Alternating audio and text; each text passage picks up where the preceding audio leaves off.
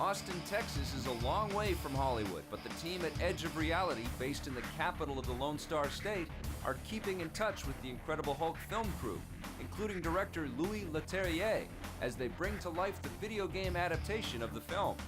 And we got to spend a lot of time with Louis and Kevin going over and show them, the latest that we had and get their feedback and input. Louis was able to actually sit down with me and kind of look at the game, see where we were. It was pretty inspiring to see that they were having fun with it. They were able to give us some great feedback that we can get into the game to make it more consistent with what they're doing in the Hulk the movie. Developing games based on movies can be extremely challenging. There are always a lot of hurdles to overcome.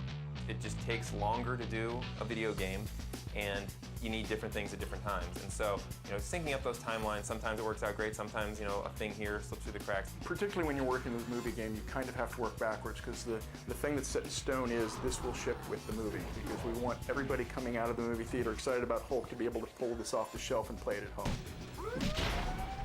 Sega's been pitching in a lot and trying to make sure that it meets the needs of gamers, telling them where to go and how to do it, but then also has that feel of the film itself and being able to deliver on that.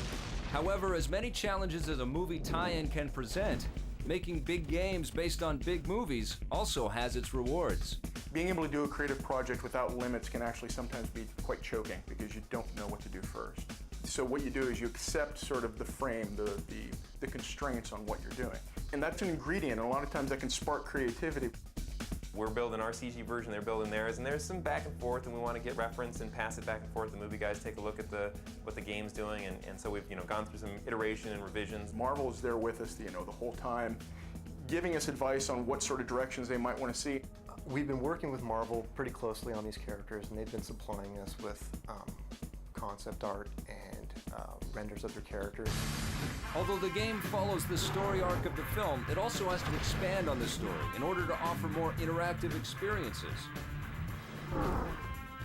We definitely want to exploit and leverage and take advantage of any of the material that's out there that's not just film-based, but that takes people to places that 120-minute film can't do.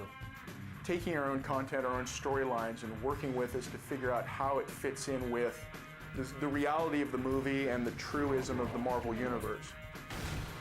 Everyone's been so enthusiastic and really helpful in terms of trying to find places where the game and the movie can kind of cross-pollinate with each other.